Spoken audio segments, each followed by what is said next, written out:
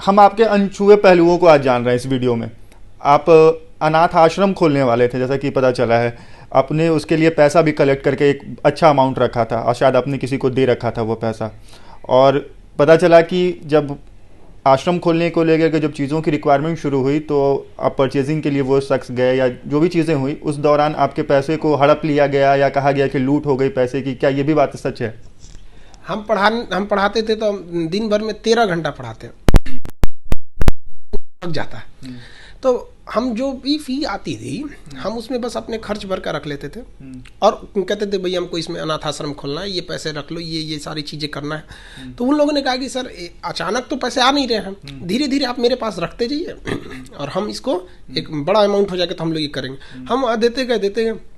जब हो गया, अब ऑन द ग्राउंड जब छुट्टी वगैरह हुई दुर्गा पूजा की, तब बिहार में देखिए ना, दुर्गा पूजा और छठ तो भैया यहाँ इतना बेहतरीन होता है कि हमें नहीं लगता है कि कोई और त्यौहार उतना अच्छा होता होगा। तो काफ़ी लंबी छुट्टी होती है। तो हम कहें कि भाई सबसे अच्छा दिन यही रहेगा, छठ के समय में ही शुरुआत करते। तो उन लोगों ने उनका कैसा पैसा, कौन है आप, सारा मतलब जो कुछ था सब ले लिया, सब कुछ मेरा छीन उन लिया, मेरे जेब में बस 40 रुपये छोड़ दिया।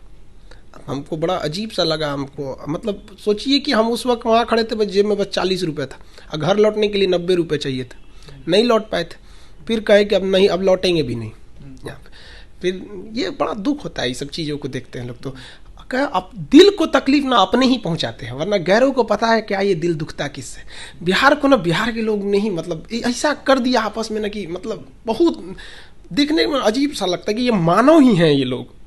सोचने पे आदमी भी बात नहीं हुई। फिर अब क्या कीजिएगा, जब कि इंसान क्या बात करिएगा, बात होने का उनको लेकर वही सब को ले लेके तो हुआ, इसमें लपेट लो, फिर सरस्वती पूजा में ले लो, उसके बाद बम मार दो, ताकि इनको मतलब समझ में नहीं आए क्या करना है क्या नहीं, वही सब हुआ। आप सोशल वर्क में भी एक्टिव हैं, ब्लड डोनेशन को लेकर के भी आपका कुछ कैंपेन आप पर्सनल लेवल पे चलाते हैं, क्या है वो? देखिए, हम ब्लड डोनेशन के लिए क्या करते हैं, मैंने ये कैंपेन नहीं, जैसे मान के चलिए कोई आया, गरीब आदमी है, गांव से आए, यहाँ उसको ब्लड ही नहीं मिल रहा, यहाँ पटना में कोई उसका रिश्तेदार नहीं है, कोई कुछ नहीं। अब यहाँ से पहले तो मेरे पास बहुत सारे स्टूडेंट रहते हैं। अब वो स्टूडेंट के अंदर उनके माँ बाप का संस्कार इतना है, भारतीयता इतनी है कि हम वसुधैव कुटुंबकम की संस्कृति वाले हैं हम लोग। तो आता है बहुत मजबूर होके कि सर देखिए ना, ब्लड बैंक में ब्लड खत्म हो गया है, बहुत सीरियस मरीज है, मर जाएंगे सर, कुछ मदद कर दीजिए। तो हम बच्चों से कहते हैं भाई कोई देने वाला है, आप बिलीव नहीं कीजिएगा, इतना हाथ उठ जाता है ना कि हम कहते हैं नहीं, हम उसमें देखते हैं कौन ज्यादा हत्ता करता है। हाँ, तो फिर अच्छा तुम चले जाओ, लड़ाई हो जाता है कि हम जाएंगे। अब उसमें से लड़कियां लड़ जाती हैं सब कि सर आप लड़कियों के साथ भेदभाव करते हैं, कभी लड़कियों को नहीं भेजते। हम के भाई अब ये माहौल आप देखेंगे ना, यही वजह था कि इतना सब छल कपट बम मारने के बावजूद ये बच्चों का संस्कार, उनके माँ बाप का दिया हुआ संस्कार, ये स्नेह ही हमको यहाँ रोक लिया। अब वो मतलब झगड़ा कर लेता, हम देंगे वहां पर, मतलब स्टूडेंट का सपोर्ट है। कुछ लड़के तो ऐसे पिछले महीने दिया फिर चला जाता है, हम कहते हैं यही रहो, कम से कम 2 महीना 3 महीने का गैप करो वहां पे। तो उन लोग से कहते हैं, वो लोग जाके आराम से डोनेट कर देते हैं। और दुनिया में हम क्या आए हैं, क्या लेके आए थे? लोग कहते हैं हम खाली हाथ आए थे, बट खाली हाथ सब नहीं जाता है। कुछ लोग होते हैं जो अपने साथ संस्कार छोड़ के चले जाते हैं। क्या सरदार पटेल खाली हाथ आए थे, खाली हाथ चले गए?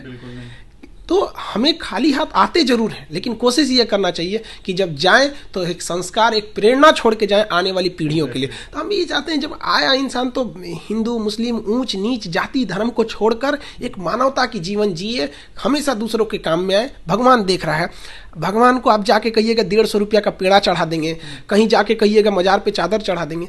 भगवान का सीसीटीवी 24 घंटा काम करता है, वो देखता है कि 200 रुपया में पेड़ा 1000 रुपया के चादर से ज़्यादा ज़रूरी हो जाती है ये आपकी ये सब चीज़ें की। तो इसमें ज़्यादा करना चाहिए इंसान को। सर एक आखिरी सवाल होगा कि हैंडीकैप बच्चों के लिए भी आपका कुछ है जो कोचिंग इंस्टीट्यूट में, जैसे कि हैंडीकैप या जो गरीब बच्चे हैं और जो फीमेल जो स्टूडेंट होते हैं उनको लेकर के भी कुछ है आपके इंस्टीट्यूट में? देखिए, कई लोग पढ़ाई पैसे की वजह से छोड़ देते हैं। हम इसीलिए यहाँ पे कोशिश किए कि भाई कोई भी लड़का पढ़ाई की वजह से मेरे यहाँ से नहीं लौटाया जाएगा उसको। वो अगर गरीब है हम उसको पढ़ाएंगे, उसको जो हैंडीकैप है, हैंडीकेप के साथ तो भगवान ने खुद ही धोखा कर दिया। अब उनके साथ हम क्या करेंगे? तो मेरे क्लास में ज़मीन पे भी बैठने को जगह मिल जाए तो बहुत है, सीढ़ी पे लोग बाहर बैठे रहते हैं रेलिंग वगैरह पे।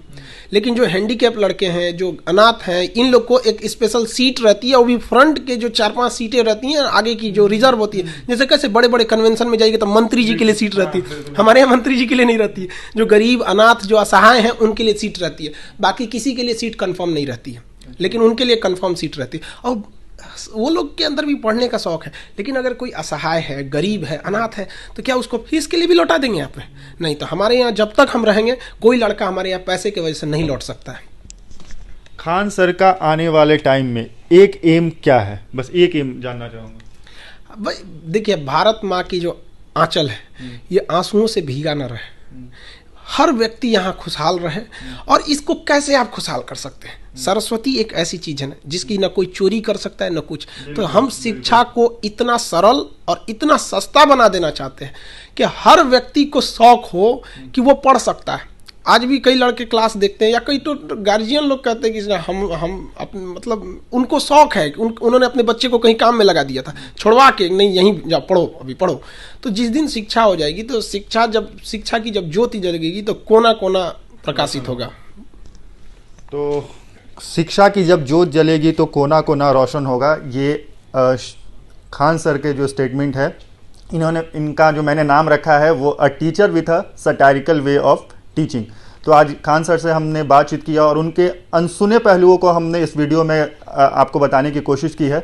बाकी इस वीडियो पर आपकी क्या राय है हमें कमेंट बॉक्स में लिखकर ज़रूर बताएं। इसके साथ ही बिहार सहित देश दुनिया की और भी खबरों को देखने के लिए हमारे चैनल को सब्सक्राइब कर लें, और वीडियो अगर आप हमारे फेसबुक पेज पर देख रहे हैं तो पेज को लाइक करें और फॉलो करें।